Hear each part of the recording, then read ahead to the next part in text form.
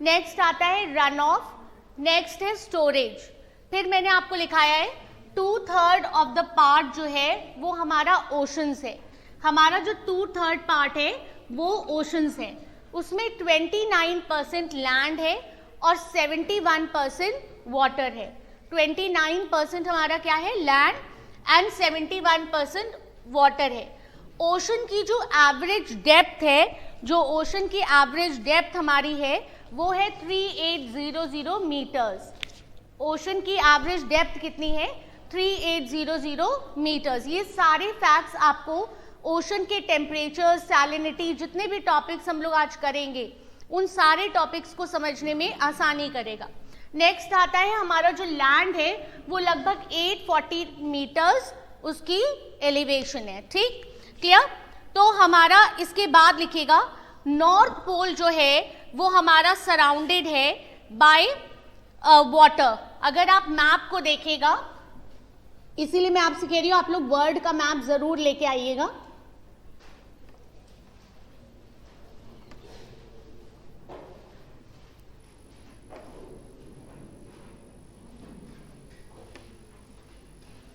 अगर आप लोग नहीं लाए हैं तो आप इसको देख के बना लीजिए बेटा।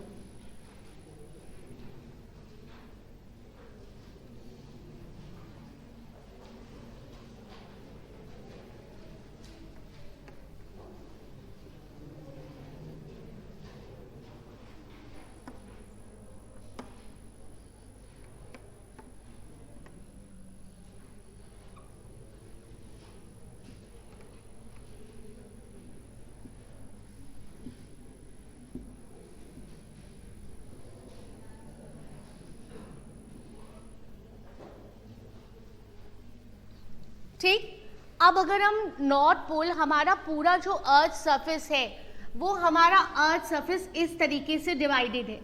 अब इस अर्थ सरफेस में 0 डिग्री पे इक्वेटर लाइन से, ये एक इमेजिनरी लाइन है, इसको विषुवत रेखा या भूमध्य रेखा भी कहते हैं। तो ये इमेजिनरी लाइन हमारी पूरी अर्थ सरफेस को 2 पार्ट्स में डिवाइड करती है। एक है हमारा एक है हमारा नॉर्दर्न हेमिस्फीयर और दूसरा है हमारा सदर्न हेमिस्फीयर। अब जो हमारा नॉर्दर्न हेमिस्फीयर है और जो सदर्न हेमिस्फीयर है, इसमें नॉर्दर्न हेमिस्फीयर में 23 डिग्रीज हाफ नॉर्थ पे ट्रॉपिक ऑफ कैंसर होकर गुजरती है। इसके बाद 66 डिग्रीज हाफ पे हमारा कौन सा सर्कल आता है, आर्कटिक सर्कल आता है, और ये हमारा पोल है। देन अगेन 23 डिग्रीज हमारा जो साउथ पोल, साउथ एरिया है, ये है हमारा tropic of Capricorn. Then comes आपका अंटार्कटिक सर्कल 66 डिग्रीज हाफ, और यहाँ पे आता है हमारा south pole. This is north pole and this is south pole. तो अगर आप मैप को देखें तो मैप में हमारे, आप यहाँ पर अगर इसको देखें, हमारा कहीं यहाँ कहीं पे इक्वेटर होकर गुजरता है, इंडिया के जस्ट थोड़ा सा ऊपर, और इंडिया का जो एक्सटेंट है वो 8 डिग्री 4 मिनट से होकर गुजरता है। तो हमारा जो ये नॉर्दर्न एरिया है इसमें आप देखिए लैंड एरिया बहुत ज़्यादा है। तो जो हमारा, और जबकि इस एरिया में हमारा कौन सा ओशन है, आर्कटिक ओशन है। तो हमारा जो सबसे इम्पोर्टेंट, क्योंकि ओशंस आप लोग पढ़ रहे हैं आज, तो सबसे पहले यहाँ पर कौन सा ओशन है, which ocean is this, Pacific Ocean. यहाँ पर पैसिफिक ओशन, अगेन यहाँ अटलांटिक ओशन, फिर यहाँ आता है हमारा इंडियन ओशन, और ये हमारा आता है आर्कटिक ओशन। तो अब हमारा ये जो ओशन है, इन ओशंस में अगर हम देखें तो हमारा नॉर्दर्न हेमिस्फीयर में लैंड बहुत ज़्यादा है। ये कुछ बेसिक्स आप बिल्कुल दिमाग में बैठा लीजिएगा। जबकि जो हमारा सदर्न हेमिस्फीयर है वहाँ पर वाटर बॉडी ज़्यादा है, लेकिन जो हमारा नॉर्दर्न हेमिस्फीयर है it is surrounded by ocean, क्योंकि यहाँ आर्कटिक ओशन है। और जो हमारा जो सदर्न पोल है, ये जो सदर्न एरिया है, southern hemisphere, it is surrounded by land, क्योंकि यहाँ पर अंटार्कटिका है। Is it clear?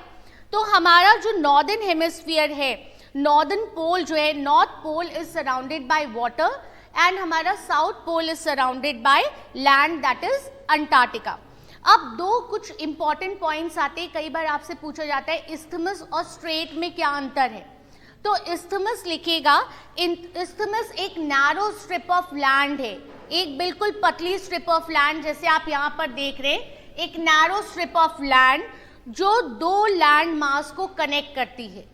ऐसी स्ट्रिप ऑफ लैंड, बिल्कुल पतली strip of land which connects to land masses is known as isthmus. जबकि स्ट्रेट क्या करता है, ये नैरो जो है स्ट्रिप ऑफ लैंड है जो दो बॉडीज को कनेक्ट करता है। जैसे ये दो आपकी एक स्ट्रिप ऑफ लैंड है और ये दो बॉडीज को कनेक्ट कर रहा है, एक अटलांटिक ओशन और एक आपका ये।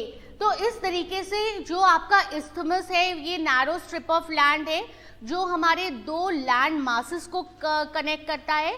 जबकि जो हमारा स्ट्रेट होता है, जैसे जिब्राल्टर स्ट्रेट है हमारा, तो ये जो स्ट्रेट्स होते हैं वो हमारे एक ऐसा स्ट्रिप ऑफ लैंड होता है जो दो वाटर बॉडीज को कनेक्ट करता है। क्लियर? नेक्स्ट आता है आपका, अब ओशन की जो एवरेज डेप्थ है वो मैंने आपको बताया 3800 मीटर्स है, और जबकि लैंड की जो आपकी एरिया है या हाइट है वो 840 मीटर्स है। अब इसमें एक क्वेश्चन और आता है, that is hypsometric curve. Hypsometric curve, hypsometric curve क्या होता है? एलिवेशन और जो डेप्थ होता है, लिख लीजिए आप लोग, elevation and depth of a point, elevation और depth of a point on earth surface with reference to sea level,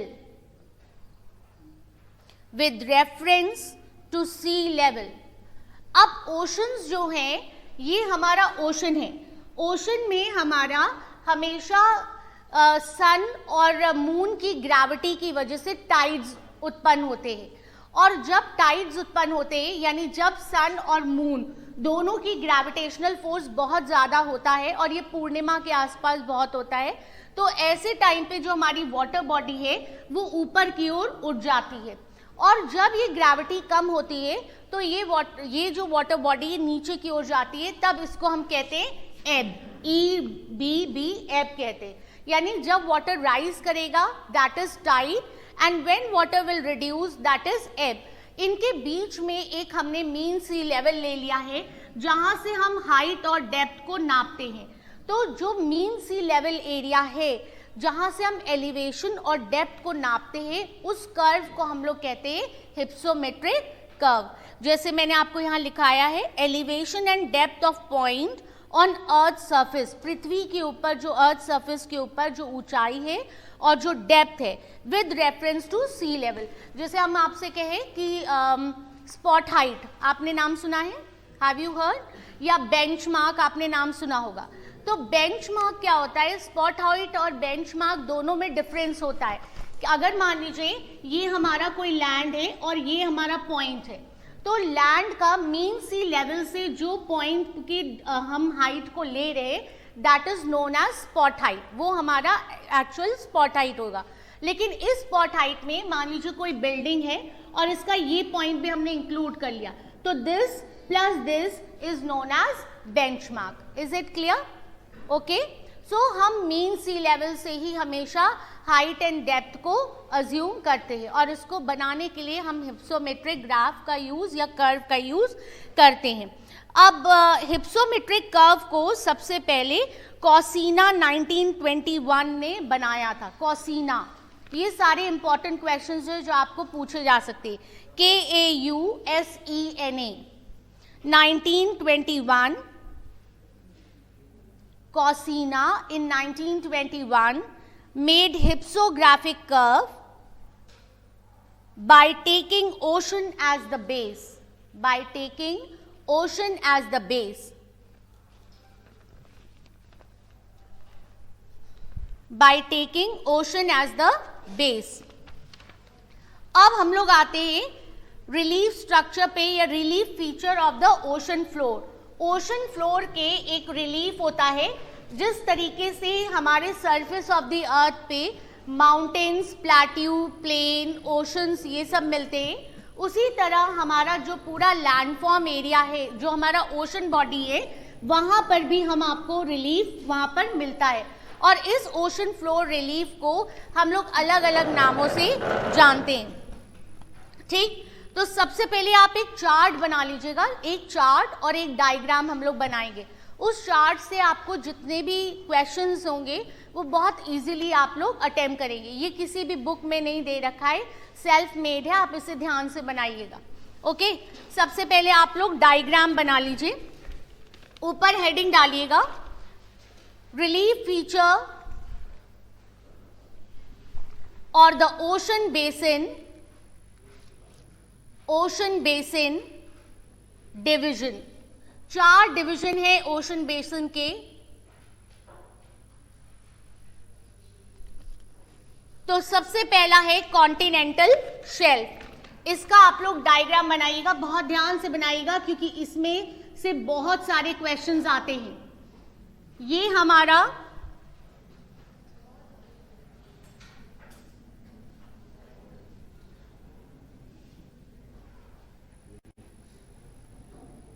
बिल्कुल एज इट इज बनाने की कोशिश करिएगा।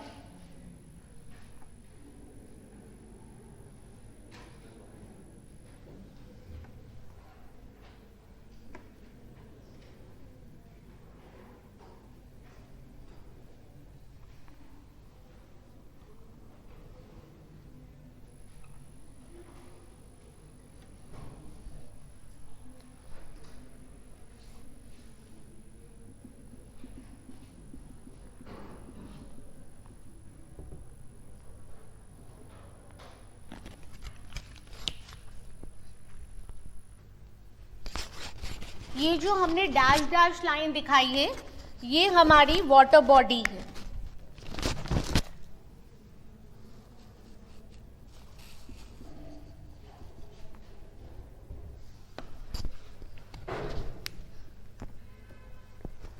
ओके, यहां पर आप इस तरीके से एक ये बनाइएगा और यहां लिखिएगा बीच, BEACH, beach.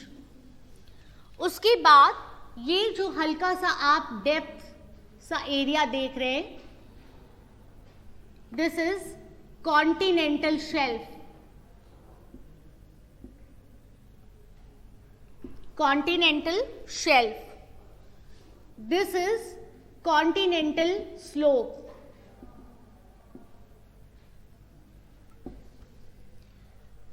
Then we have यहां पर continental rise.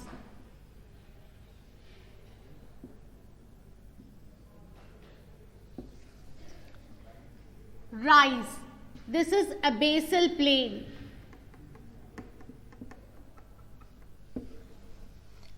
Next mid oceanic ridge.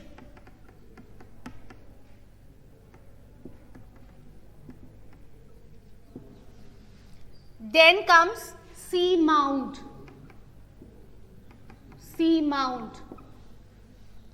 This is volcanic island.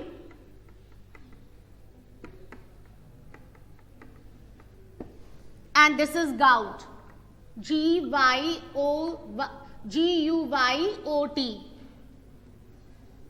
gout. इनसे क्वेश्चन जरूर आता है। रिकॉर्डिंग बाद में कर लेना बेटा। अच्छा, ठीक है। So beach, continental shelf, continental slope, continental rise, abyssal plain, mid oceanic ridge, seamount, volcanic island and then guyot. ये मेजर आपके डिवीजन एरियाज हैं जहां पर आपको ये सारे रिलीफ स्ट्रक्चर्स मिलेंगे। These are the ocean basin relief structures. अब इसके अलावा आपको यहां पर एक चीज और मिलती है, दैट इज ट्रेंच। एक और चीज है, that is trench, TRENCH, trench. अब आप जल्दी से एक कॉलम बना लीजिए, 4 वो बनाइएगा आप लोग कॉलम्स। पहला कॉलम बनाइएगा कॉन्टिनेंटल शेल्फ, कॉन्टिनेंटल शेल्फ। दूसरा कॉलम बनाइएगा slope, continental slope. Then comes a basal plain and then comes trenches.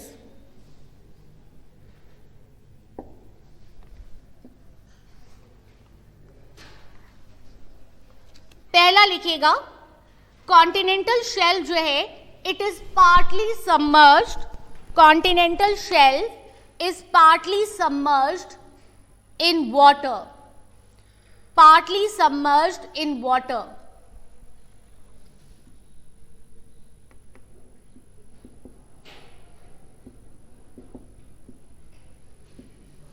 Next, इसका एवरेज डेप्थ 100 फैदम होता है. हम लोग ओशन में जब डेप्थ नापते हैं तो फैदम में नापते हैं. इसका एवरेज डेप्थ 100 फैदम होता है. Next, slope 1 degree to 3 degree होता है. एरिया 8.6% होता है. एटलांटिक ओशन में 13.3% होता है. पैसिफिक में 5.7% एंड इंडियन 4.2%. पहले आप लोग लिख लीजिए, फिर मैं आपको डिटेल कर दूंगी. नेक्स्ट लिखिएगा, slope it is a zone between, it is a zone between, जो आपका कॉन्टिनेंटल स्लोप है ये zone, it is a zone between continental shelf and deep sea plain. Deep sea plain यानी डीप सी प्लेन का मतलब हम अबेसल plane की बात कर रहे हैं. एवरेज डेप्थ इसकी होती है 200 to 2000 fathom. Average slope 5 degree. Then area इसका 8.5%, एटलांटिक ओशन में 12.4%, पैसिफिक ओशन में 7% एंड इंडियन ओशन में 6.5%. अब आता है abyssal plain. Abyssal plain covers most of the part. किसका? ओशन का. Most part of the ocean. ये 2000 से 6000 होता है इसका. अब इसमें जो एक चीज और आती है, ऊज के ऊपर क्वेश्चन बहुत आता है. एक क्वेश्चन होता है ऊज, OOZE, ऊज, OOZE. ऊज क्या होता है? ऐसे सेडिमेंट्स जो रिमेनिंग ऑर्गेनिज्म या लिविंग ऑर्गेनिज्म से फॉर्म्ड होते हैं, तो उनको हम लोग ऊज कहते हैं. ओके, ऊज का फॉर्मेशन यहां पर मिलता है, यानी sediments formed by living things. Next, 75.9% है ये, 54.9, then Pacific में 80.3 and last is 80.1%. ट्रेंचेस में लिखेगा, they are the depressions, they are the depressions, और ये कवर करते हैं लगभग 7% ऑफ द ओशन पोर्शन. और पैसिफिक में सबसे लार्जर ट्रेंचेस पाए जाते हैं.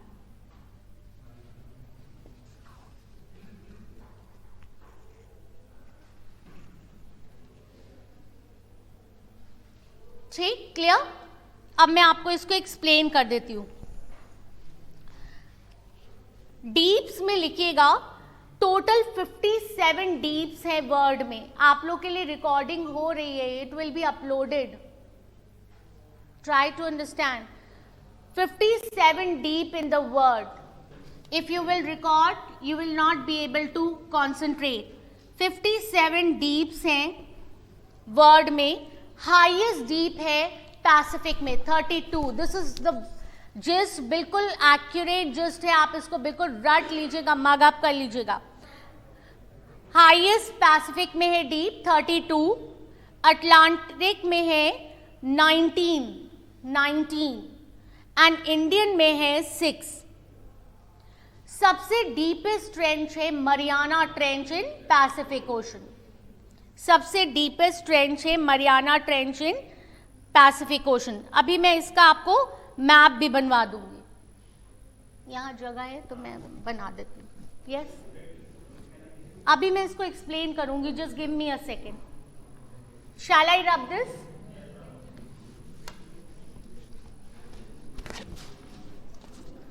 वर्ड के मैप आप लोग जरूर लाइए, या तो आप प्रैक्टिस कर लीजिए वर्ड का मैप, और या आप लोग वर्ड का मैप लेके आइए जिससे कि आपको आसानी रहे बनाने में। तो मैं वर्ड का मैप बना दे रही हूं।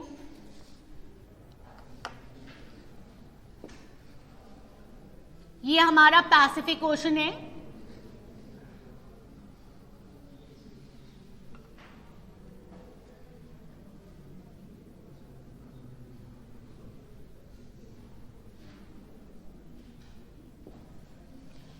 तो हमारा यहां पे है क्यूराइल ट्रेंच, यहां पर है क्यूराइल ट्रेंच। मैंने आपको कुछ इंपॉर्टेंट ट्रेंच बता रही हूं, कई बार लोकेशन के लिए आ जाता है। क्यूराइल ट्रेंच, ये है मरियाना ट्रेंच, यहां पे है मरियाना ट्रेंच, और यहां पे है, ये ऑस्ट्रेलिया है आपका, यहां पे Tonga trench. Kuril trench, Mariana trench and Tonga trench. Next आइएगा, और मरियाना ट्रेंच को चैलेंजर ट्रेंच भी कहते हैं। इसकी हाइट है 11,022 मीटर्स इसकी हाइट है। नेक्स्ट आइएगा अटलांटिक ओशन में। अटलांटिक ओशन में अगर हम आए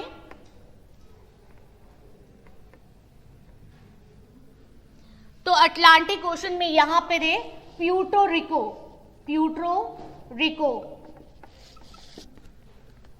नेक्स्ट आती है आपकी PUERTO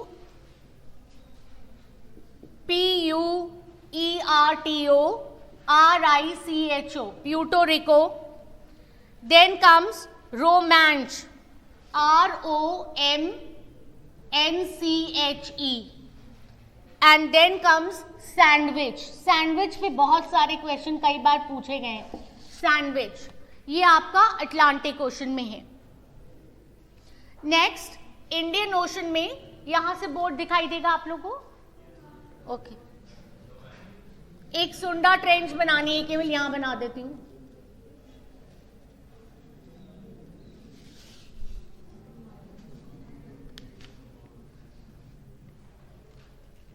यहां पर एक ट्रेंच है इंडियन ओशन में, सुंडा ट्रेंच।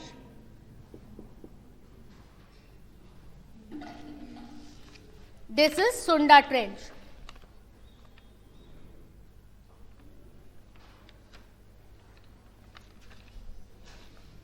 अब ध्यान से देखिएगा आप इसको, मैं आपको पूरा बेसिन क्लियर कर दे रही हूं।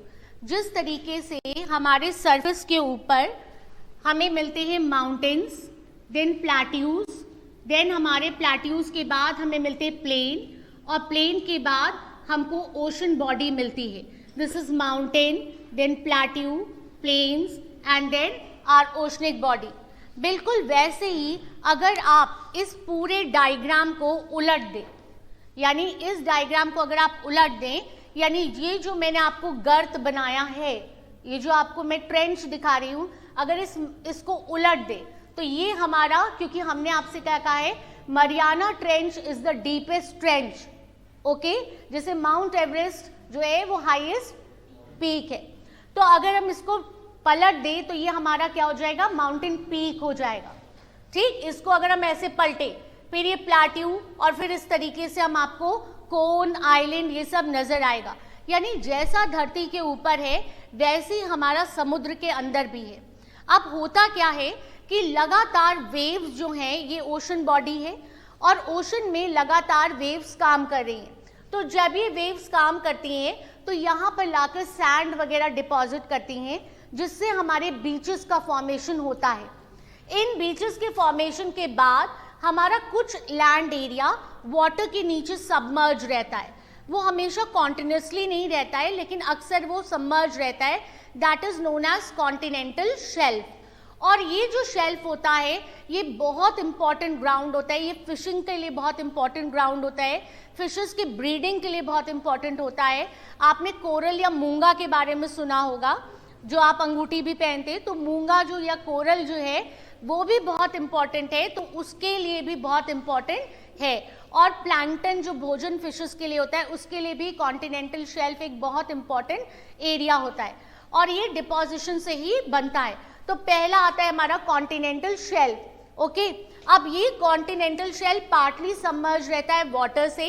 इसका जो हमारा वो है 100 फैथम, यानी बहुत ज़्यादा नहीं है हमारा डेप्थ, और स्लोप 1 डिग्री टू 3 डिग्री, यानी बहुत ज़्यादा स्लोप नहीं है, बिल्कुल लाइट स्लोप है इसका। इस स्लोप को हम लोग ग्रेडियंट के नाम से भी जानते हैं। तो इसका जो ढाल है वो बहुत कम है, आप देखिए बिल्कुल ज़रा सा ढाल है, 1 डिग्री से 3 डिग्री इसका ढाल रहता है।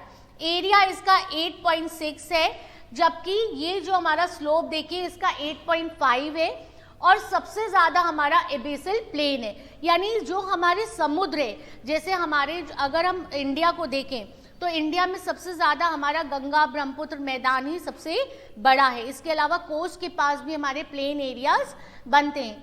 तो ये जो हमारा प्लेन एरिया है ये सबसे बड़ा एरिया है, बिल्कुल वैसे ही जैसे हमारे लैंड सरफेस पे होता है। तो अबेसिल प्लेन जो है वो हमारा 75.9% है। उसके बाद हमारे ट्रेंचेस आते हैं, जैसे माउंटेनस एरिया हमारे कम ही होते हैं, वैसे ही हमारे जो गर्त हैं यानी बहुत गहरे गड्ढे जो हमारे बन जाते हैं उनको हम लोग ट्रेंचेस कहते हैं। सो आपको रटना नहीं है स्टूडेंट्स, आपको क्या करना है, देखिए आप जैसे किसी गाने को सुनते हैं उसको आप रटते नहीं, कोई भी गाना, कोई फिल्म का गाना हम लोग लेते हैं तो उसको हम रटते नहीं है। When you will take very much pressure on your mind, तो आप चीज़ों को याद नहीं कर पाएंगे।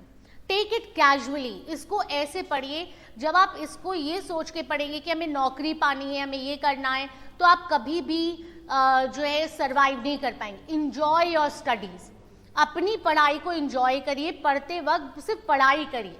और यही कारण है कि पहले ज़माने के लोगों में इतना कंपटीशन नहीं था, तो स्टूडेंट्स की हमेशा सिलेक्शन हो जाता था, क्योंकि उनका सारा कंसंट्रेशन उनकी पढ़ाई पे होता था, उनको कोई चिंता नहीं होती थी। पर आज के युग में इतना कंपटीशन है कि आपको चिंता है, बट आप ये क्यों नहीं मान के चलते कि वो जो एक सीट निकली है वो आप ही की है। अगर आप ये मान लेंगे कि ये सीट आप ही के लिए निकली है, देन आपका सिलेक्शन पक्का है। तो एरिया जो है वो 8.6% है इसका। अटलांटिक ओशन जो है वो 13.3% है, पैसिफिक में 5.7 है, और ये 4.2 है। ये सारे चार्ट्स आप बनाकर, जैसे मैंने आपको जब यूनिवर्स कराया था तब भी मैंने आपको एक चार्ट बनवाया था, जब मैंने आपको इरोजनल लैंडफॉर्म्स कराए थे, तो ये सारे चार्ट आप लोग बना के कैलेंडर के पीछे अपनी दीवार पे टांग लीजिए। पीछे मतलब ऐसे नहीं कि कैलेंडर आगे और पीछे वो है, कैलेंडर में जहाँ बनाइएगा उस वो दिखाई दे आपको। फिर इसी तरह आप देखिए जो आपका स्लोप है, अब जैसे कॉन्टिनेंटल आपका शेल्फ खत्म होता है तो एक बहुत तीव्र ढाल आपको नजर आएगा, वो होगा आपका कॉन्टिनेंटल स्लोप। और क्योंकि ये ढाल तेज है तो इसका कितना हो जाएगा, 5 डिग्री इसकी ढाल हो जाएगी, और ये 200 से 2000 फैथम इसका डेप्थ होगा। अब ये इसके बाद आता है कॉन्टिनेंटल राइज। ये बहुत छोटे छोटे टर्म्स है लेकिन एग्जाम में बहुत पूछे जाते हैं। जो आपका प्लेन एरिया है, और प्लेन एरिया और कॉन्टिनेंटल शेल्फ जो आपका स्लोप है, उन दोनों को जहां पर ज्वाइन करता है उस एरिया को राइज कहते हैं, कॉन्टिनेंटल राइज। जैसे आपने माउंटेनस एरिया में पढ़ा था कि जब रिवर्स जो है फ्लो करती हैं और प्लेन्स में आती हैं तो माउंटेन के उस एरिया को क्या कहते हैं, मैंने आपको बताया था। ये माउंटेन है, यहाँ से रिवर्स आ रही हैं, इस एरिया को क्या कहेंगे, पेडिमेंट्स नहीं कहेंगे, पीडमॉन्ट एरिया कहेंगे, पर्वत पदीय क्षेत्र, यानी पर्वत का पदीय क्षेत्र है, पैर वाला क्षेत्र है। तो बिल्कुल वैसे ही ये कॉन्टिनेंटल राइज जो होता है, शेल्फ आया, शेल्फ के बाद स्लोप आपको याद भी हो गया होगा, 1 to 3 डिग्री है आपका, और इसका जो स्लोप है वो कितना है आपका 5 डिग्री है, और कॉन्टिनेंटल राइज स्लोप और प्लेन के बीच में एक कड़ी का काम करता है। ठीक है, क्लियर। नेक्स्ट आता है आपका एबेसल प्लेन, या जिसको डीप सी प्लेन कहते हैं। यहाँ पर सेडिमेंट के फॉर्मेशन से इसका फॉर्मेशन होता है, और ये सबसे ज़्यादा इम्पॉर्टेंट पार्ट होता है। जितने भी सेडिमेंट या ओशनिक डिपॉजिट्स होते वो हमको यहीं पर मिलते। और ऊज क्या होता है, ऐसे सेडिमेंट्स जो लिविंग थिंग्स से फॉर्म हुए, क्योंकि हमारे ओशन में भी लिविंग थिंग्स होते हैं। और आपको पता है कि पेट्रोलियम का फॉर्मेशन, कोल और पेट्रोलियम के फॉर्मेशन में क्या डिफरेंस है? What is the difference between?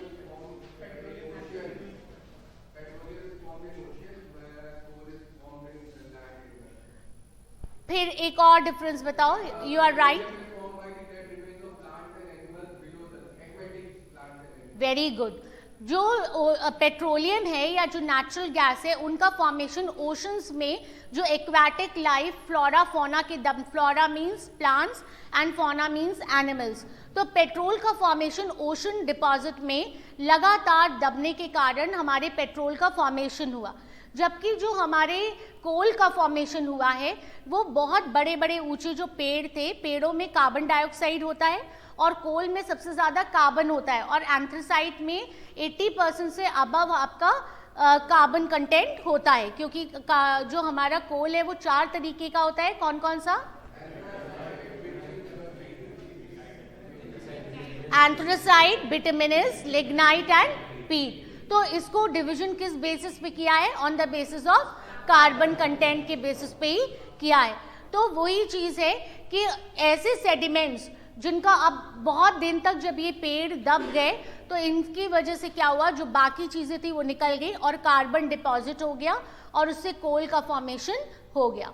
तो ऊज जो होते हैं वो सेडिमेंट्स होते हैं जिनका फॉर्मेशन लिविंग थिंग्स के कारण होता है। और ट्रेंचेस गहरे गर्त होते हैं, बिल्कुल वैसे ही जैसे हमारा माउंट एवरेस्ट बहुत हाईएस्ट पीक है, वैसे ही हमारे जो मरियाना ट्रेंच है वो सबसे बड़ा ट्रेंच। Okay, clear. नेक्स्ट लिखिएगा। अब हमने आपको मेजर गर्त भी बता दिए इसमें। अब आप आइएगा, 2-3 चीज़ें और हैं हम लोग को इसमें पढ़नी है। एक हमने आपको लिखाया है मिड ओशनिक रिज, एक है सी माउंट, एक है वॉल्केनिक आइलैंड, और नेक्स्ट इज गाउट। तो जो हमारा मिड ओशनिक रिज है, आपको जब प्लेट टेक्टोनिक थ्योरी पढ़ाई थी, इफ यू डू रिमेंबर, तो मैंने आपको प्लेट टेक्टोनिक थ्योरी में बताया था rigid land masses are known as plate. पृथ्वी के ऊपर जो दृढ़ भूखंड होते हैं उनको हम प्लेट कहते हैं। इन प्लेटों में मार्जिन्स होते हैं, किनारे होते हैं जिनके ऊपर मूवमेंट होते हैं। ये प्लेट 3 तरीके के मार्जिन्स होते हैं। एक होता है कन्वर्जेंट प्लेट मार्जिन, एक होता है डाइवर्जेंट प्लेट मार्जिन, और तीसरा होता है ट्रांसफॉर्म प्लेट मार्जिन। अब जो कन्वर्जेंट प्लेट मार्जिन होते हैं इनको डिस्ट्रक्टिव प्लेट मार्जिन भी कहते हैं, क्योंकि जब 2 प्लेट एक दूसरे की तरफ मूव करेगी तो हैवियर प्लेट जो है वो लाइटर प्लेट के नीचे सबडक कर जाएगी। ओके, जैसे मान लीजिए कि हमने आपको लिया, ये हमारी 2 प्लेट्स हैं। अब हमारी इसमें आप देखिए ये लाइटर प्लेट है और ये हमारी हैवियर प्लेट है। अब जब 2 प्लेट आपस में टकराएंगी तो हैवियर प्लेट नीचे सबडक करेगी, अंदर टेम्परेचर बहुत हाई है, तो वैसे ही ये क्योंकि रॉक मटेरियल का बना हुआ है ये पिघल जाएगा, और जब ये पिघलेगा तो ये बाहर आने का प्रयास करेगा क्योंकि इम्बैलेंसेस क्रिएट हो जाते हैं, तो ये बाहर की ओर निकलेगा। ओके, सो जो हमारा कन्वर्जेंट प्लेट मार्जिन है, दूसरा है हमारा divergent plate margin. Divergent plate margin में क्या होता है, यहीं पर ओशनिक रिजेस का फॉर्मेशन होता है। जैसे हमारा अटलांटिक ओशन में, ये हमारा अटलांटिक ओशन है, यहाँ पर आप पूरा ऊपर से नीचे तक आप एक ओशनिक रिज देखते हैं जो एस की आकार की आकृति में बना है, जो नॉर्थ से लेकर साउथ तक इमर्ज करता है। अब इसमें क्या होता है, क्योंकि देखिए हमारा कोई एरिया ऐसा होगा जहाँ पर हमारी दोनों प्लेट्स अपार्ट मूव कर रही होंगी। जब ये अपार्ट मूव करेंगी तो हमारी जो अर्थ सरफेस है उसके ऊपर क्रैक्स पड़ेंगे। धीरे धीरे ये क्रैक्स बड़े हो जाएंगे, और जब ये क्रैक्स बड़े होंगे तो मॉल्टन मटेरियल जो हमारा पृथ्वी के अंदर है, बिकॉज हमारी पृथ्वी में क्या है, crust, mantle and then core, तो हमारे 3 पार्ट्स हैं। तो हमारा जो क्रस्ट है, क्रस्ट के नीचे मैंटल है जो हमारा मॉल्टन फॉर्म में है।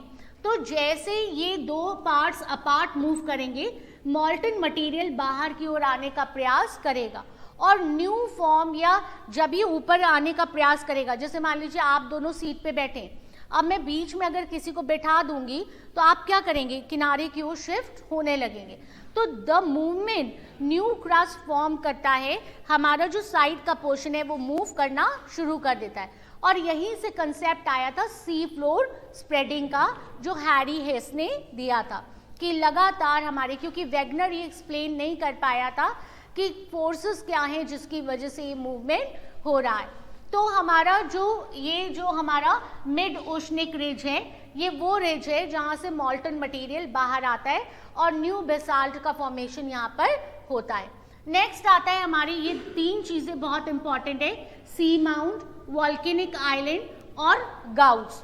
तो जो हमारा सी माउंट है, ये वो एरिया होता है जो सबमर्ज वॉल्केनोज होते हैं। हमारे ओशंस के अंदर भी वॉल्केनिक इरप्शंस होते हैं। तो ऐसे वॉल्केनो जो ओशंस के अंदर सबमर्ज हो, लेकिन उनकी पीक जो है वो पॉइंटेड हो।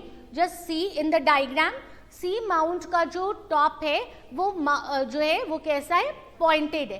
तो ऐसे पॉइंटेड पीक को हम सी माउंट कहते हैं। ये सी माउंट वॉल्केनिक इरप्शंस लगातार हो रहे हैं। और आपको सुनामी के बारे में सुना है, किसकी वजह से कॉज होता है,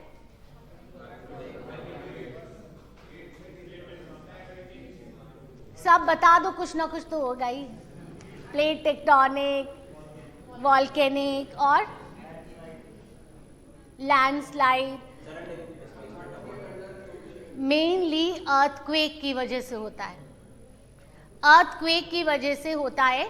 आपने देखा होगा पानी के अंदर, अभी कोई शांत पानी हो, उसमें आप एक पेबल डालिए तो उससे क्या होता है, रिपल्स चारों ओर होने लगते हैं, यानी वो डिस्टर्बेंस क्रिएट करता है। इसी तरह हमारे इंटीरियर में P, S and L waves हैं। जो एल वेव्स हैं वो सबसे ऊपर टॉप पे रहते हैं, फिर पी वेव्स हैं एंड एस वेव्स हैं। तो ये वेव्स लगातार ट्रैवल करती रहती है और इन वेव्स की वजह से अर्थक्वेक ओरिजिनेट करता है। अब जब अर्थक्वेक ओरिजिनेट करेगा तो अर्थक्वेक की वजह से जो ओशंस, जब हमने एक जरा से शांत सागर में एक कंकड़ डाला तो उससे पूरा नदी में या जो पानी है उसमें हलचल होने लगी। तो जब अर्थक्वेक से एनर्जी रिलीज होगी तो उस अर्थक्वेक की एनर्जी रिलीज होने की वजह से क्या होगा कि पानी जो है वो धीरे धीरे कहाँ चला जाता है, आपकी कोस्ट की तरफ जाता है। अब सुनामी के आने का पता क्यों नहीं चलता है, क्योंकि जो हमारी लहरें हैं वो धीरे धीरे हमारी प्रेशर की वजह से मूव करती है कोस्ट की तरफ। लेकिन जैसे ही कोस्ट की तरफ मूव करती है, प्रेशर इतना ज़्यादा होता है कि वाटर अचानक से ऊपर की ओर अपलिफ्ट हो जाता है और लोगों को पता नहीं होता है कि ऐसा होगा। उन्हें लगता है कि कोई बहुत अच्छा नज़ारा है, ओशंस की लहरें ऊंची ऊंची उठ रही हैं, तो वो जो है और उसके पास चले आते हैं। तो उसकी वजह से क्या होता है कि वो लहरें जब अचानक से आएंगी तो पूरे एरिया को अपने साथ बहाकर ले जाएंगे और वाटर में बहुत प्रेशर होता है। तो this is known as tsunami. तो हम किस पे थे, seamount. Seamount submerge volcanic है, आप लिख लीजिए ज़रूर से व्हेन आई एम टॉकिंग, ज़रूरी नहीं हर चीज़ मैं आपको डिक्टेट करूंगी। तो seamounts are the submerge volcano with sharp top. जबकि जब सी माउंट का जो एरिया है वो इरोजन की वजह से फ्लैट हो जाए तो उसको हम कहते हैं गाउट। यहाँ पे देखिए इसका टॉप कैसा हो गया है, फ्लैट हो गया है। तो अगर किसी वजह से उसका टॉप फ्लैट हो जाए तो उसको हम गाउट कहते हैं। आप पूछ लीजिएगा और किसी को ये आता नहीं होगा, ये बहुत बिल्कुल मैं आपको एग्जैक्ट जस्ट आपको बता रही हूँ। इसी तरह जब हमारे वॉल्केनिक, ये हमारा वॉल्केनिक एरिया है, इससे लगातार मटेरियल निकल रहा है, तो जब लगातार मटेरियल निकले और ये ओशन का जो लेयर है उसके ऊपर आ जाए तो उसको हम कहते हैं आइलैंड्स। तो ये क्या कहलाएगा, volcanic island. Is it clear? यहाँ तक अगर आपको कोई दिक्कत हो तो आप मुझसे पूछ लीजिए, क्योंकि यहाँ पर हमारा एक टॉपिक खत्म हुआ है। मिड ओशनिक रिज क्लियर कर दूं, ठीक।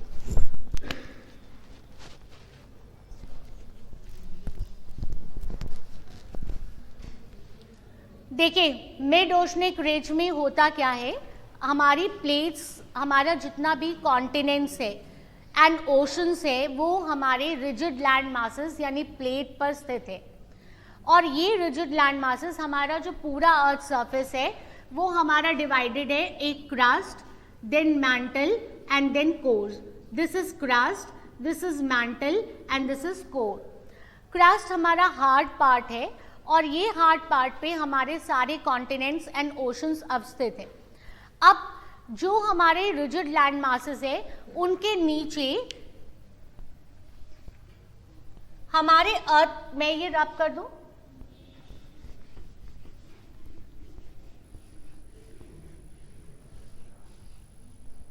अर्थ सरफेस के अंदर रेडियो एक्टिव एलिमेंट्स होते हैं। रेडियो एक्टिव एलिमेंट्स में ये क्वालिटी होती है या ये कैरेक्टरिस्टिक होती है कि जब वो टूटते हैं तो वो ज्योमेट्रिकल रेशियो में टूटते हैं, जिससे immense amount of energy release होती है। ये एनर्जी की वजह से जब immense amount of energy release होगी, ये हमारा अर्थ सरफेस है। अब अर्थ सरफेस के अंदर रेडियो एक्टिव एलिमेंट्स है जिससे लगातार एनर्जी रिलीज हो रही है। Okay, clear? अब इस एनर्जी के रिलीज होने की वजह से क्या होता है कि हमारा पृथ्वी के अंदर ये मैंटल है, और मैंटल हमारा लिक्विड फॉर्म में, बिल्कुल ऐसे ही जैसे हमने मान लीजिए कोई भगोने में पानी लिया और ये हमारा गैस है या फ्लेम है। अब जब हमारा ये जो मैंटल है ये हमारा लिक्विड फॉर्म में, that is denoting our water, और जो हमारा आग है, ये जो फायर है, that is denoting our radioactive element से जो एनर्जी रिलीज हो रही है। So the movement when energy release, तो क्या होगा कि वो जो रॉक मटेरियल है जो मॉल्टन अवस्था में, वो गर्म होता है। गर्म होने की वजह से हमारे ऊपर यहाँ पर कन्वेक्शनल करेंट्स मूव करती हैं। ये जैसे कि वाटर में आपने देखा होगा कि जैसे ही आप पानी गर्म करेंगे इस तरीके से उसमें लहरें उठने लगती हैं, और यहाँ पर अगर आप प्लेट रख दीजिए तो फिर आप तमाशा देखिए। अब क्या है कि जैसे ही हमारी कन्वेक्शनल करेंट्स ऊपर मूव करेंगी, कोई चीज़ जैसे हमने यहाँ से शुरू करी, the moment you eat food you get a lot of energy, but when you work the energy is lost. Okay, हमने अभी एनर्जी गेन की, I have taken juice, a glass of juice, it will give me lot of energy, but since when I will take a walk वो energy lose हो जाएगी। Similarly जब यहाँ से energy generate हुई, एनर्जी यहाँ बहुत ज़्यादा थी, लेकिन जैसे जैसे ये ऊपर की ओर मूव करी, यहाँ पर आते आते एनर्जी कम हो जाती है।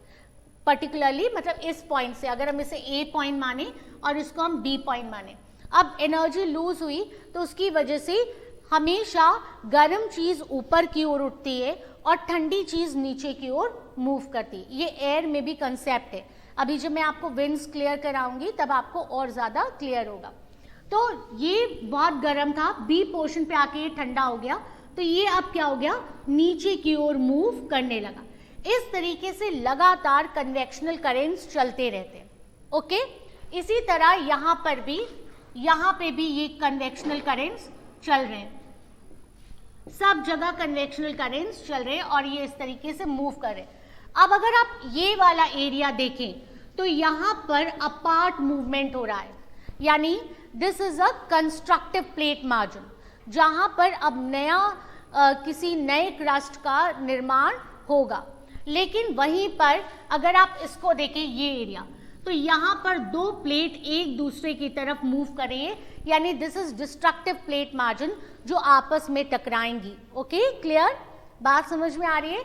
तो जब ये टकराएंगी तो जैसे ही टकराएंगी ये एरिया नीचे सबडक्ट करेगा, यहाँ पर मटेरियल ज़्यादा हो जाएगा, इस मटेरियल के ज़्यादा होने की वजह से ये यहाँ से बाहर आने का प्रयास करेगा। सो मिड ओशनिक रिज वो एरियाज होते हैं जहाँ पर प्लेट मार्जिन्स अपार्ट मूव करती हैं। ठीक, इसे भ्रंश भी कह सकते हैं, बट एक्चुअल में ये भ्रंश नहीं होता, it is not a fault, but ये क्रैक्स होते जिनकी वजह से जब दो प्लेट्स अपार्ट मूव करते तो जो इंटीरियर का मटेरियल है वो बाहर आने लगता है एंड न्यू क्रस्ट का फॉर्मेशन करता है। Is it clear? Fault different होता है, देखो हर चीज़ में एक माइन्यूट डिफरेंस होता है। फॉल्ट जो होता है वो एक स्मॉल पोर्शन में हम लेंगे, और फॉल्ट जो है वो आपके बेसिकली क्रैक से बनता है, वो भी प्लेट का एक इफेक्ट है। जब आपने एंडोजेनेटिक फोर्सेस पढ़ा था तो मैंने आपको बताया था ओरोजेनेटिक के दो पार्ट्स है, एक कंप्रेशनल और एक टेंशनल। तो टेंशनल फोर्सेस जो होते हैं वो अपार्ट मूव करते हैं, तो एक स्मॉल पार्ट है ये इसका, लेकिन लार्जर पार्ट क्या है, मिड ओशनिक रिज, जो हमारी प्लेट्स को डिफरेंट एरिया की तरफ ले जा रही है, और उसके कारण न्यू जो मटेरियल है वो अपलिफ्ट हो रहा है। और ये मटेरियल में पैलियोमैग्नेटिज्म, हम आपको प्लेट टेक्टोनिक पढ़ा चुके हैं, सो अगर हम उसको दोबारा डिटेल में लेंगे तो हमारा आज का टॉपिक कंप्लीट नहीं हो पाएगा, ठीक है। तो जो पैलियोमैग्नेटिज्म क्यों, क्योंकि हमारे कोर में निकल एंड फेरस होता है, और निकल एंड फेरस में मैग्नेटिक गुण होते हैं, तो जब ये अंदर आएंगे तो ये मैग्नेटाइज हो जाते हैं, और हर बार जब न्यू फॉर्मेशन होता है तो वो अपनी क्वालिटी को लेके आता है। तो हम अगर रॉक्स की स्टडी करें तो हम ये पता लगा सकते हैं कि in what time period was this rock formed. Is it clear? Shall I move forward? तो ये आपको क्लियर हो गया। तो हम आपको दोबारा से रिवीजन एक बार जल्दी से करा दें कि हमारा जो ओशन बेसिन है उसको हम 4 पार्ट्स में मेजर डिवाइड करते हैं। एक है कॉन्टिनेंटल शेल, फिर स्लोप, फिर हमारा कॉन्टिनेंटल राइज, देन अबेसल प्लेन, फिर हमारा मिड ओशनिक रिज। लेकिन ये हमारा इतना नहीं है, ट्रेंच मैंने आपको गर्त बताया था। तो 4 चीजें मेन है, सबसे पहले shelf, slope, plain and trench. इसके अलावा मिड ओशनिक रिजेस होते हैं, सी माउंट मैंने आपको बताया, वॉल्केनिक माउंट्स होते हैं, वॉल्केनिक इरप्शन से बनते हैं, और इनका जो माउंट होगा वो नुकीला होगा, इनका पीक होगा। वॉल्केनिक आइलैंड जब ये बड़े हो जाएंगे, ओशन के बाहर आ जाएंगे, तो ये हमारे वॉल्केनिक आइलैंड बनाएंगे। और गाउट क्या होता है, वॉल्केनिक माउंटेन्स जब फ्लैट टॉप हो जाता है उसको हम लोग गाउट कहते हैं। Is it clear? अब आप हेडिंग डालिएगा जल्दी से, ओशनिक टेम्परेचर। हम लोग एक एक करके सारी चीजें कंप्लीट करेंगे, और कल हम लोग ओशन करेंट्स, टाइड्स एंड एक टॉपिक और है वो हम लोग कंप्लीट करेंगे। जब आप कॉपी पे बनाइएगा, जब मैं आपको बोर्ड पे बना रही हूं तो प्लीज बी वेरी केयरफुल, आप बहुत नीट एंड क्लीन उसको बनाइए, पेज का मुंह मत करिएगा कि हम यहां छोटा सा बना लें।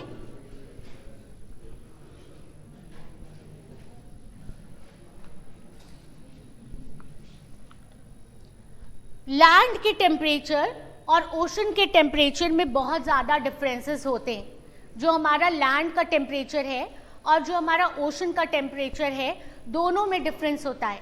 जैसे अगर आप एरिया देखें, ये हमारा इक्वेटर है, पहले आप इसको समझ लीजिए।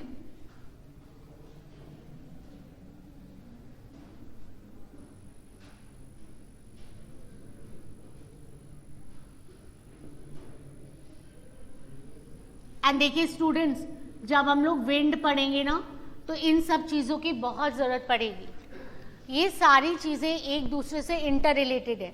आप ये नहीं कह सकते आज मैंने ख़त्म कर दिया, ये कोई थॉट का पेपर नहीं है कि हमबोल्ट ख़त्म हो गए अब इनको नहीं पढ़ना है, रिटर ख़त्म हो गए, अर्थ कुंडे बुक दी है ख़त्म, हमबोल्ट ने कॉस्मॉस बुक दी है ख़त्म। ये आपके सब इंटर रिलेटेड है, और ये फैक्ट्स आपको जब मैं विंड्स, मॉनसून ये सब पढ़ाऊंगी तो आपके बहुत काम आएंगे, इसलिए आप रिवीजन करते रहिएगा। एक बार ज़रूर जाकर घर जाकर इसको पढ़ लीजिएगा। अब ये हमारा है इक्वेटर, ठीक। इक्वेटर के बाद जैसे जैसे हम इक्वेटर से बढ़ते हैं, हमारी जो सन की रेज है वो इक्वेटर के ऊपर डायरेक्ट पड़ती है। Do you know? अब इक्वेटर से जैसे जैसे हम ऊपर जाते हैं, आप देखिए हमारी जो सन रेज है वो स्लांट कर रही है। तो जैसे जैसे हमारी रेज स्लांट कर रही है तो डिस्टेंस जो ट्रैवल कर रही है वो कितना है, कम है कि ज़्यादा? ज़्यादा है। तो और जो एरिया इसको गर्म करना है इक्वेटर पे वो कम है कि यहाँ कम है? इक्वेटर पे कम है। तो इक्वेटर पे हमें सबसे ज़्यादा, अब मैं यहाँ पे आपको फिर वर्ड मैप, इसलिए आप लोग वर्ड मैप ज़रूर से प्लीज़।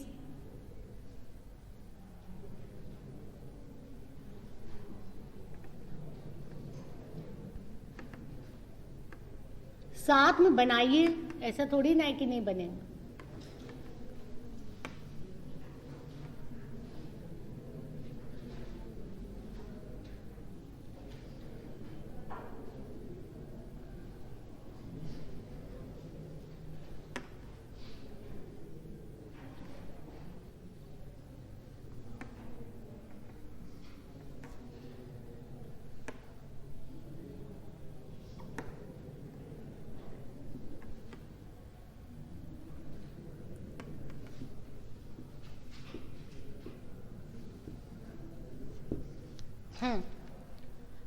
हमारा इक्वेटर यहाँ कहीं है, तो हम अगर इक्वेटर के एरिया पे देखें तो इक्वेटर पे आपको लैंड ज्यादा नजर आ रहा है कि ओशन? ध्यान से देखो,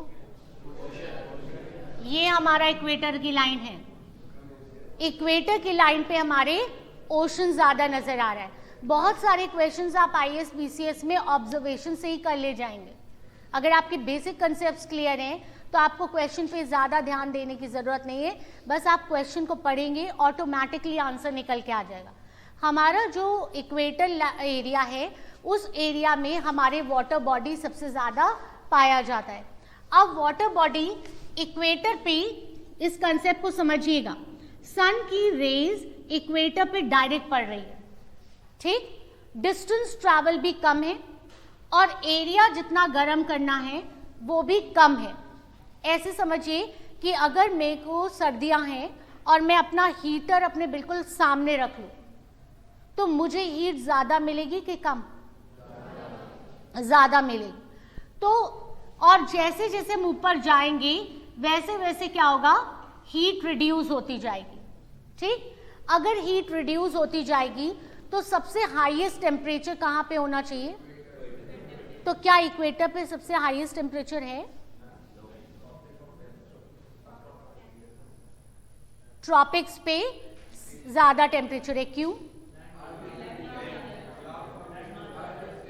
एक एक खड़े हो जाओ, बताओ।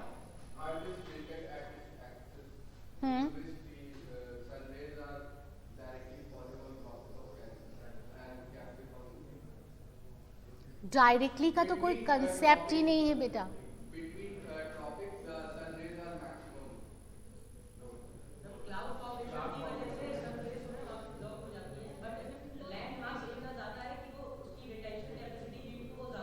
फिर से खड़े हो जाओ। देखिए, आप लोग का डब्बा खाली करना मेरा बहुत जरूरी है, और आप जो हैं पढ़ते वक्त आंसर देने में कोई शर्म मत करिएगा, क्योंकि आप ये मत सोचिएगा कि अरे मैम कहेंगी कि मुझे कुछ नहीं आता, या मेरा बगल वाला फ्रेंड कहेगा जिसने की शर्म उसके फूटे करम। आपको शर्म नहीं करनी है बिल्कुल भी, क्योंकि अगर आप गलत नोशंस के साथ बढ़े हुए हैं तो आप जूस आप गलत पी रहे हैं, आपके अंदर आयरन कंटेंट ऑलरेडी ज़्यादा है और आप रोज़ाना पोमेग्रेनेट पी रहे हैं, तो आप तो बीमार हो जाएंगे, ठीक है। बताइए।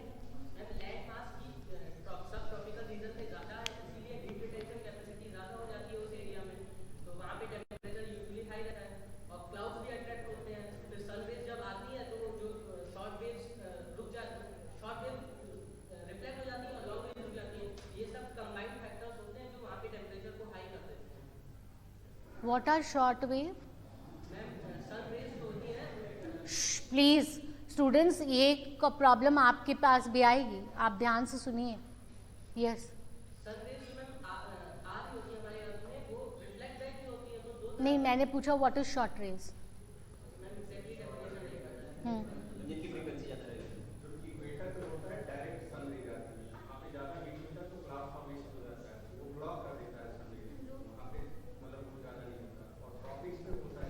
मेरा क्वेश्चन है व्हाट आर शॉर्ट वेव?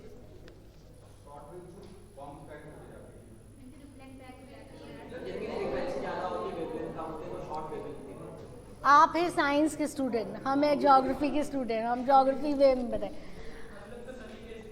बैठिए। अर्थ सरफेस, सन से जो डायरेक्ट सनरेज आती है उसको शॉर्ट वेव रेडिएशन कहते हैं, लघु तरंगे। और एक बार जो अर्थ अब्जॉर्ब कर लेती है या अर्थ से जो तरंगे वापस जाती हैं उनको लॉन्ग वेव जो है रेडिएशंस कहते हैं, जिसको हम टेरेस्ट्रियल रेडिएशन कहते हैं। इसको ध्यान रखिएगा, जो सन से रेडिएशन आ रही है दैट इज शॉर्ट वेव, और जो हमारी वापस जा रही है sun rays that is known as terrestrial radiation. और हमारा जो अर्थ सरफेस है वो सन से ज़्यादा गर्म होता है कि शॉर्ट वेव रेडिएशन से ज़्यादा गर्म होता है कि लॉन्ग वेव से? लॉन्ग वेव से। ध्यान रखिएगा, वो तो जल्दी से आ जाएगी। रेडिएशन मीन्स होता है कोई माध्यम की ज़रूरत नहीं होती। सन चमका, इलेक्ट्रोमैग्नेटिक रेडिएशंस हैं उसमें, वो इलेक्ट्रोमैग्नेटिक आपके अर्थ सरफेस पे आया, अब ये कुछ क्लाउड्स के द्वारा अब्जॉर्ब होगा, अलग अलग जगह पे ये अब्जॉर्ब हो जाएगा। अब जब ये अब्जॉर्ब हो जाएगा तो ये जब वापस जाता है तो कितनी देर तक वो रुका, उस टेरेस्ट्रियल रेडिएशन से ही डिसाइड होगा कि हमारा अर्थ का टेम्परेचर कितना होगा। Is it clear? इसको अभी हम थोड़ा थोड़ा करके आपको एक्सप्लेन, थोड़ी थोड़ी दवाई देंगे ताकि ज़्यादा ना हो जाए, डोज आपकी हैवी ना हो। तो अब मैं आपको क्या बताई थी, मुझे आपको टेम्परेचर ऑफ द ओशन बताना है। यहाँ पे मुझे सिर्फ आपको ये बताना है कि इक्वेटर पे हमारी सन की रेज डायरेक्ट पड़ रही है, एरिया भी कम है, तो यहाँ पर टेम्परेचर सबसे ज़्यादा होना चाहिए। लेकिन यहाँ टेम्परेचर ज़्यादा ना होकर ट्रॉपिक्स पे सबसे ज़्यादा टेम्परेचर होता है। क्यों? क्योंकि इक्वेटर पे डायरेक्ट सनरेज पड़ती है, और यहाँ पर मैंने आपको पहले ही बताया लैंड बॉडी कम है, ओशन बॉडी ज़्यादा है। अगर टेम्परेचर ज़्यादा पड़ रहा है तो वाटर क्या होगा? इवेपोरेट होगा। वाटर जब इवेपोरेट होगा तो कंडेंस होगा, कंडेंस होगा तो क्लाउड का फॉर्मेशन होगा, क्लाउड्स का फॉर्मेशन होगा तो रेनफॉल होगी, रेनफॉल होगी तो टेम्परेचर रिड्यूस हो जाएगा। इसीलिए हर रोज 4 बजे यहाँ इक्वेटोरियल रेनफॉल होती है। Okay, clear? इस रेनफॉल को, जो इक्वेटर पे रेनफॉल होती है, उसको हम लोग इक्वेटोरियल रेनफॉल कहते हैं। अभी हम लोग देखेंगे how many types of rainfall. तो एक्चुअली क्या है, और जबकि ट्रॉपिक्स पे क्या होता है कि विंड्स का भी, देखिए क्लाइमेटोलॉजी में या कोई भी ज्योग्राफी का जितने भी टर्म्स हैं उसमें एक चीज़ ध्यान रखिएगा, फैक्ट इम्पॉर्टेंट है पर उस समय डोमिनेंट क्या है वो इम्पॉर्टेंट है, कि उस समय कौन सा फैक्टर डोमिनेंट है। जैसे मैंने आपको कहा कि क्रस्ट से जैसे जैसे हम अंदर जाएंगे टेम्परेचर ज़्यादा है तो वो पिघल जाना चाहिए, लेकिन कोर हमारा ठोस है क्योंकि वहाँ पर डेंसिटी इतनी ज़्यादा हो जाती है कि टेम्परेचर जो है वो नेग्लिजिबल हो जाता है, वो जो इतना कॉम्पैक्ट हो जाता है वहाँ पर, तो उसकी वजह से हमारा जो कोर है वो हमारा सॉलिड है। तो वही चीज़ है कि जो हमारे ट्रॉपिक्स है, यहाँ पर हमारा जो सन ट्रैवल कर रहा है वो तो जो है वो आप देखिए ऑब्लिक फॉर्म में कर रहा है, लेकिन यहाँ पर सारी विंड्स भी उतर रही हैं और यहाँ पर लैंड एरिया ज़्यादा है। लैंड एरिया ज़्यादा होने के कारण यहाँ टेम्परेचर ज़्यादा होता है, और टेम्परेचर ज़्यादा होने के कारण सबसे ज़्यादा हाई टेम्परेचर हमारा यही ट्रॉपिक्स पे होते हैं, चाहे वो ट्रॉपिक ऑफ कैंसर हो चाहे वो ट्रॉपिक ऑफ कैप्रिकॉर्न। अब दूसरा इंपॉर्टेंट चीज़ हम ध्यान रखेंगे, 165 मीटर्स ऊपर जाने पर 1 डिग्री सेंटीग्रेड तापमान कम होता है। ये हम लैंड के बारे में बात बता रहे हैं। जैसे जैसे आप 165 मीटर्स ऊपर जाएंगे वैसे वैसे 1 डिग्री सेंटीग्रेड तापमान कम होता जाता है। यही कारण है कि जब भी वाटर वेपर, हमारे वाटर वेपर क्या होता है, वाटर इवेपोरेट होता है और जो हमारा वाटर है वो वेपर्स या गैसेस में कन्वर्ट हो जाते हैं। तो जब ये कन्वर्ट होंगे तो ये वाटर वेपर ऊपर लेके जाएगा, और जैसे जैसे ऊपर जाएगा 165 मीटर्स पे 1 डिग्री टेम्परेचर कम हुआ तो लगातार कम होने पे क्या होता जाएगा, क्लाउड्स का फॉर्मेशन होगा और ये रेनफॉल करेगा। इसको बिल्कुल वैसे ही समझिएगा कि एक भगोने में अगर आपने पानी को रखा, पानी गर्म किया और उसके ऊपर आपने प्लेट रख दिया, प्लेट का कंपैरेटिवली टेम्परेचर लो है, तो जैसे ही इवेपोरेटेड बूंदें ऊपर जाती हैं वो प्लेट की पार्टिकल्स पर जैसे ही टच करती हैं उसकी बॉडी ठंडी होती है। ठंडी होने के कारण वो वाटर वेपर जो होता है जैसे ही ठंडे पार्टिकल को टच करती है वो वापस वाटर में कन्वर्ट हो जाती है और वो बूंद बूंद के रूप में टपकने लगती है। यही हमारा प्रेसिपिटेशन का कंसेप्ट है। लाइफ को समझ लेंगे तो ज्योग्राफी बहुत आसान है, everything is related to this. So अब हम आते हैं ओशनिक टेम्परेचर में। सबसे पहले आप ओशनिक टेम्परेचर में लिखिएगा इंसोलेशन। हम अब ओशनिक टेम्परेचर को टॉपिक कर रहे हैं और इसमें सबसे पहला टॉपिक है इंसोलेशन। फिर पॉइंट्स लिखिएगा, हम आपको अभी समझाएंगे। एवरेज जो टेम्परेचर है ओशन का, एवरेज टेम्परेचर ओशन का that is 3 to 5 degree centigrade. लेकिन जो सरफेस टेम्परेचर है वाटर का, surface temperature that is 25 degree centigrade. Average temperature ocean का अगर हम एवरेज टेम्परेचर ले औसत, तो वो 3 से 5 डिग्री सेंटीग्रेड होता है।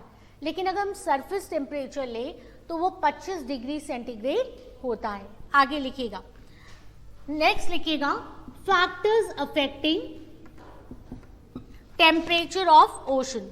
ओशन के टेम्परेचर को कौन कौन से फैक्टर्स एसोसिएट करते हैं। सबसे पहला है लैटिट्यूड, हिंदी में इसको कहते हैं अक्षांश। पहला है लैटिट्यूड।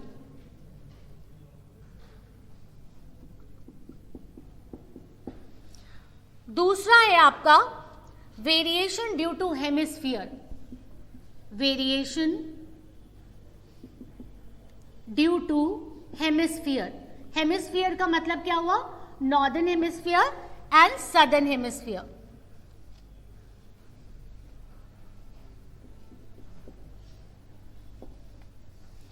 थर्ड है प्रिवेलिंग विंड्स।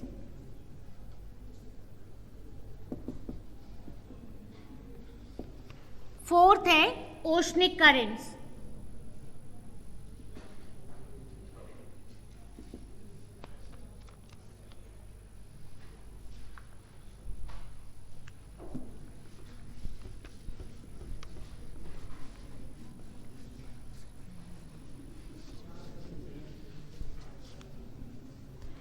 नेक्स्ट लिखिएगा, पूरे डिस्ट्रीब्यूशन को हम दो पार्ट्स में डिवाइड कर सकते हैं, एक वर्टिकल डिस्ट्रीब्यूशन और एक हॉरिजॉन्टल डिस्ट्रीब्यूशन। पहला लिखिएगा वर्टिकल डिस्ट्रीब्यूशन और दूसरा लिखिएगा हॉरिजॉन्टल डिस्ट्रीब्यूशन।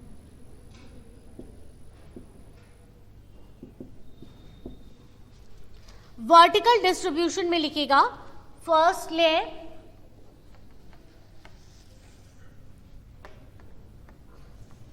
ये 500 मीटर तक रहता है और इसका टेम्परेचर 20 to 25 डिग्री सेंटीग्रेड होता है। सेकेंड, इसे थर्मोक्लाइन लेयर भी कहते हैं।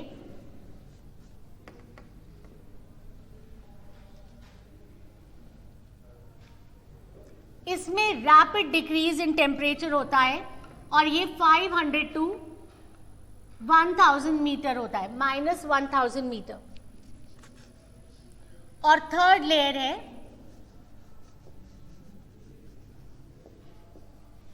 कोल्ड लेयर, ये आर्कटिक और अंटार्कटिक के पास होता है।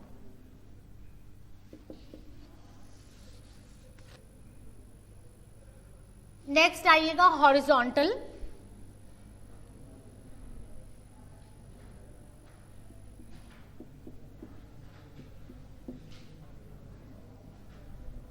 इक्वेटर का सरफेस, इक्वेटर टेम्परेचर जो है वो 25 डिग्री सेंटीग्रेड है। सारे ओशंस का, all oceans monthly temperature 17 degree, 0 से 20 डिग्री, 20 से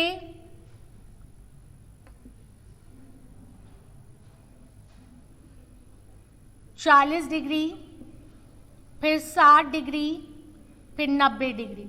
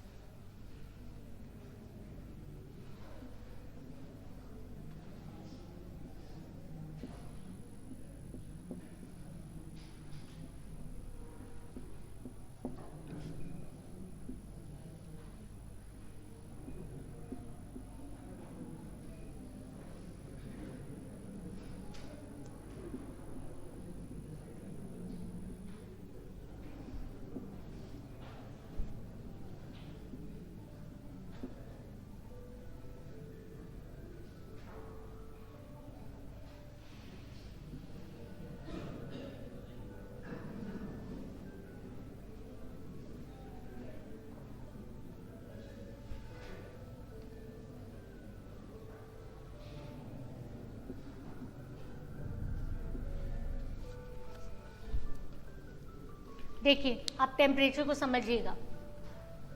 सरफेस का अगर आपने कभी इमल्शन रॉड यूज किया है, पानी गर्म किया है, क्या होता है? अब ये मत कहना पानी गर्म हो जाता है। अच्छा, आपने कभी बर्फ जमाई है फ्रीजर में? जब हम बर्फ जमाते हैं तो क्या होता है? ऊपर की लेयर पहले जम जाती है और नीचे आपकी पानी रहता है। मतलब उसमें आप एक पता नहीं बचपन में किए होंगे, ठीक है, चेक करते थे कि आइसक्रीम जमी है कि नहीं जमी है। ठीक इसी तरह जो हमारा पानी जब हम इमल्शन रॉड से गर्म करते हैं तो हमारा पूरा पानी जो है वो एक साथ गर्म नहीं होता। आप छू के देखिए, ऊपर का सरफेस गर्म हो गया होगा और नीचे का कंपैरेटिवली अभी ठंडा होगा। तो वही चीज़ है कि अगर हम वर्टिकल डिस्ट्रीब्यूशन देखें तो हमारे 500 मीटर तक ओशंस के, यानी ये हमारा अगर ओशन है तो ओशन के 500 मीटर्स तक 20 से 25 डिग्री टेम्परेचर रहता है। 500 से जब हम और नीचे बढ़ेंगे तो टेम्परेचर जो है वो डिक्रीज करने लगेगा और इस एरिया को कहते हैं थर्मोक्लाइन लेयर। ये वो लेयर होती है जो सरफेस लेयर और जो इनर लेयर होती है दोनों के बीच में एक लिंक या ट्रांजिशनल जोन बनाती है। Thank you. It is a transitional zone. तो कई बार पूछा जाता है व्हाट इज थर्मोक्लाइन लेयर। तो थर्मोक्लाइन लेयर जो होती है वो अपर सरफेस जो आपकी गर्म सरफेस है और जो लोअर सरफेस है उसके बीच की जो ट्रांजिशनल जोन होता है उसको हम थर्मोक्लाइन लेयर कहते हैं। थर्ड लेयर आती है आपकी जो कोल्ड लेयर होती है, जो आर्कटिक और अंटार्कटिक। मतलब जैसे जैसे हम लोग और अंदर जाते जाएंगे वैसे वैसे हमारा एरिया कैसा होता जाएगा, ठंडा होता जाएगा। अब अगर हम हॉरिजॉन्टल डिस्ट्रीब्यूशन की बात करें, इक्वेटर पे टेम्परेचर 25 डिग्री के आसपास रहता है। सारे ओशन का टेम्परेचर 17 डिग्री सेंटीग्रेड रहता है। 0 से 20 डिग्री के बीच में देखेंगे तो 24 से 25 डिग्री टेम्परेचर रहता है। 20 डिग्री पे आपका 22 डिग्री टेम्परेचर रहता है। 40 पे 14, 60 पे 1 डिग्री और 90 पे 0 डिग्री। यहाँ पे मैंने एक बहुत अच्छा सा डायग्राम बनाया है, इसके नीचे मेरा नाम लिखिएगा। नॉर्दर्न हेमिस्फीयर में आपके 19 डिग्री टेम्परेचर रहता है। नॉर्दर्न हेमिस्फीयर में 19 डिग्री टेम्परेचर रहता है, ठीक है। और सदर्न हेमिस्फीयर में 16 डिग्री टेम्परेचर रहता है। और अगर हम पूरे लैंड एरिया की मतलब पूरे ओशन की बात करें तो मैंने आपको लिखाया अभी 17 डिग्री टेम्परेचर रहता है। अब नॉर्दर्न हेमिस्फीयर में 19 डिग्री टेम्परेचर क्यों रहता है? क्योंकि लैंड मास ज़्यादा होता है, तो वहाँ पर 19 डिग्री टेम्परेचर पाया जाता है और यहाँ 16। तो याद कैसे करेंगे? 16, 17 और 19, क्योंकि उसमें लैंड हमने जोड़ दिया, एक बढ़ गया, तो 16, 17 और 19। अब यहीं पे मैं आपको अटलांटिक, पैसिफिक और इंडियन भी याद करा देती हूँ। सबसे ऊपर पैसिफिक है, सबसे बड़ा ओशन है, तो पैसिफिक 19 डिग्री टेम्परेचर। अटलांटिक दूसरे नंबर पे, तो लेकिन क्योंकि पैसिफिक के बाद हम अटलांटिक को ही लेते तो ये 16 हो गया और इंडियन ओशन का टेम्परेचर 17 डिग्री हो गया। क्लियर? इसके साथ ही आपका टेम्परेचर कंप्लीट हुआ। इसके बाद मुझे आपको कराना था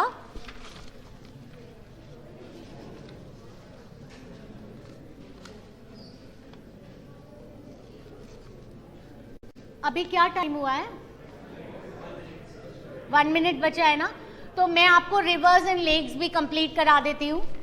हरी आप, मैं आपको बहुत अच्छे से कराऊंगी, नॉट गेट बोर्ड। बढ़िया सा जल्दी से देखिए, मैं आपको अलग अलग जितने इंपॉर्टेंट लेक्स एंड रिवर्स हैं वो मैं आपको कराऊंगी और बहुत इजी तरीके से मैं आपको याद कराऊंगी। लेकिन इसके लिए आपको करना क्या होगा, जितनी देर मैं बोर्ड पे नॉर्थ अमेरिका और साउथ अमेरिका और अफ्रीका और यूरोप और ऑस्ट्रेलिया बनाऊंगी, आप भी मेरे साथ बनाएंगे।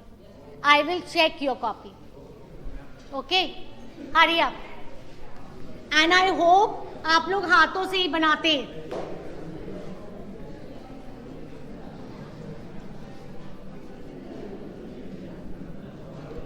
बात नहीं, चलिए बनाना शुरू करिए।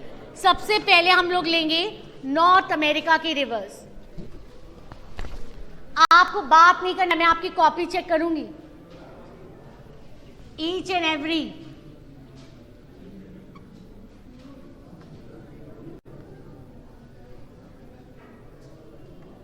ध्यान से बनाइएगा।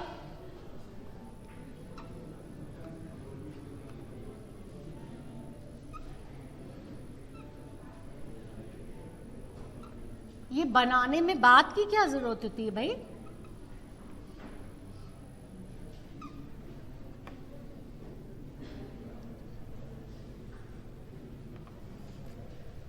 ये है आपका नॉर्थ अमेरिका। मैं आपको यहां बता दूं, ये अलास्का है, ये अलास्का है, अरे हाँ, ये कनाडा है, ये यूएसए, और ये सब रटा हुआ है। तुम लोग तो आईएएस हो ऑलरेडी। ठीक, अब देखिए ध्यान से, ये है हमारा Hudson Bay, this is our Hudson Bay. Okay, bay छोटा होता है, गल्फ बड़ा होता है। ज्यादातर हम लोग बे ऑफ बंगाल और इन सब से लेते हैं, तो हम लोग को लगता है उल्टा, पर ऐसा नहीं। तो अब हडसन बे, ये है गल्फ ऑफ मैक्सिको। पक्का मान के चलिएगा, क्लास के दौरान जो बोलेगा उसको कुछ याद होगा नहीं, तो इसलिए बोलिएगा मत। अब यहां देखिएगा, यहां पर हमारी 5 झीलें हैं।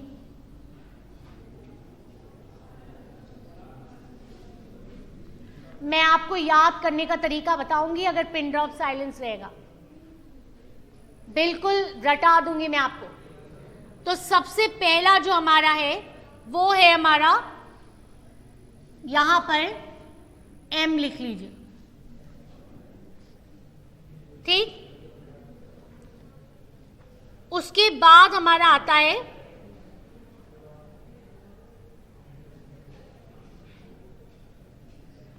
यहां कौन सी रिवर है, लेक है,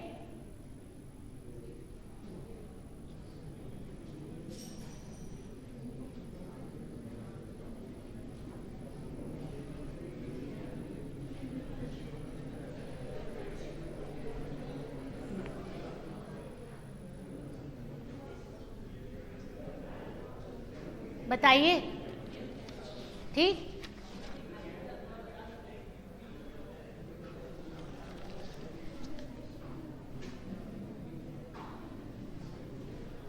कह रहे यस मैम, हम भी तो चेक करते हैं।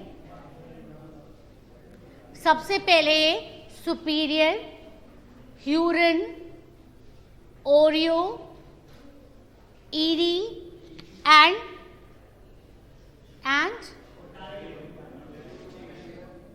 हो चुका, वो लेट हो गए तो। ये है आपका सुपीरियर, ह्यूरन,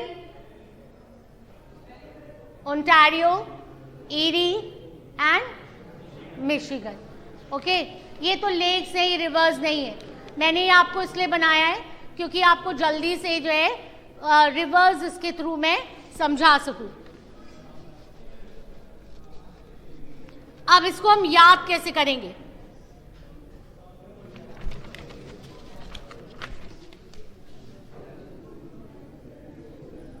मैं आपका आंसर चेक करूंगी ना अभी, तो शो मी। एस से सुपीरियर, एच से ह्यूरन, ओ से ओंटारियो, ईरी, मिशिगन। शो मी, याद हो गया? सुपीरियर, ह्यूरन, ओ से ओंटारियो, फिर मिशिगन एंड ईरी। ओके, ये लेक क्लियर। अब इसके बाद क्या है, आप रिवर्स देखिए, जल्दी से देखिएगा। यहां पर ये जो आपकी रिवर है,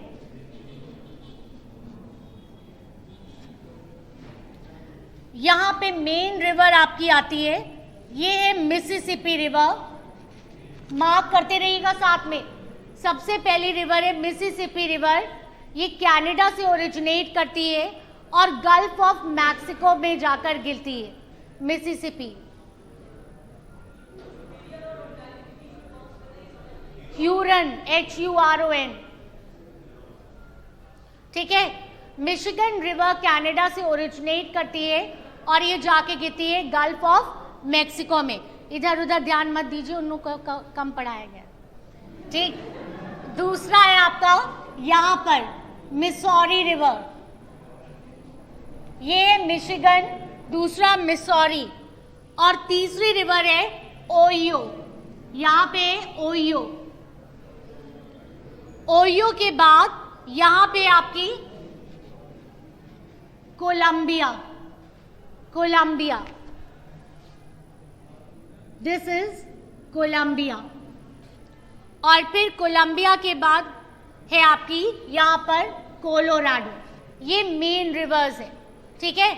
मिशिगन, मिसौरी, फिर आपकी आ गई कौन सी, ओहियो, कोलंबिया, एंड देन,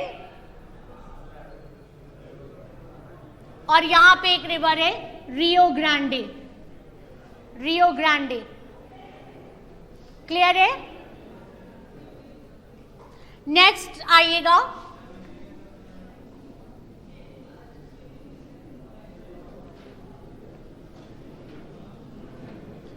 ये साउथ अमेरिका है। साउथ अमेरिका में दो रिवर्स इंपॉर्टेंट है। पहली है ओरोनिको, ओरोनिको, और दूसरी है अमेज़न।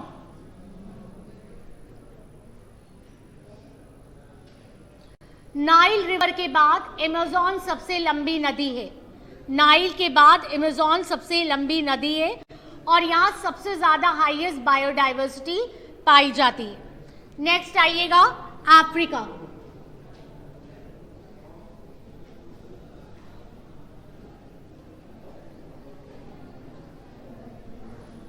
अफ्रीका में आइएगा, यहां पे नील रिवर, नाइल। ये रिवर है कॉन्गो रिवर, इसको ज़ेर भी कहते हैं, ZAIRE, ज़ेर। ये रिवर है लिम्पोपो, लिम्पोपो। लिम्पोपो एक ऐसी रिवर है जो कैप्रिकॉर्न को 2 बार काटती है। जो ट्रॉपिक्स ऑफ कैप्रिकॉर्न है उसको 2 बार। तो क्वेश्चन आता है which river cuts tropic of Capricorn into 2 times, तो वो है लिम्पोपो रिवर, ठीक। और कॉन्गो रिवर जो है वो इक्वेटर को 2 बार काटती है, ठीक है। ये मेन है। उसके बाद आइए, ज्यादा नहीं है, बस जल्दी से बता रहे।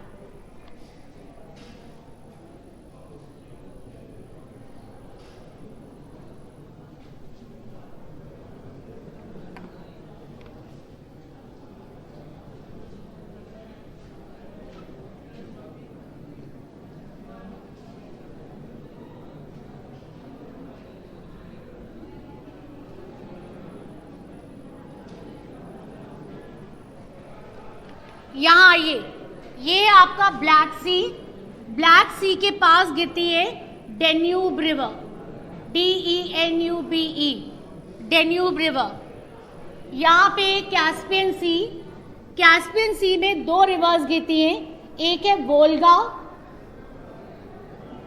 और दूसरी है आपकी, एक वोल्गा है, यही मेन रिवर है वोल्गा, और फिर आपकी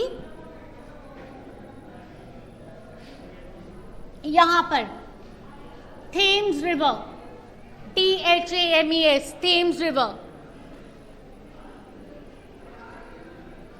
ठीक। ये आपकी सारी मेजर रिवर्स थी। इसके अलावा म्यांमार में इरावदी रिवर है जो बहुत इंपॉर्टेंट है। म्यांमार में लिखिएगा Irrawaddy river, and Salween, SALVEN। China में यांगत्सिकियांग,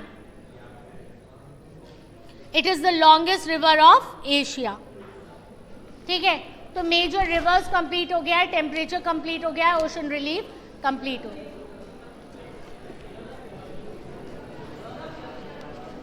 वोल्गा, डेन्यूब, ये सब वहीं पे तो हैं।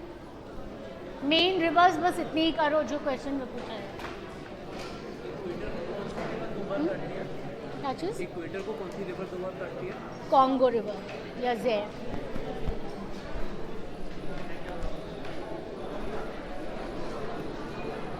सी क्लास के सेक्शन एक ग्रुप बना लीजिएगा आप लोग प्लीज व्हाट्सएप।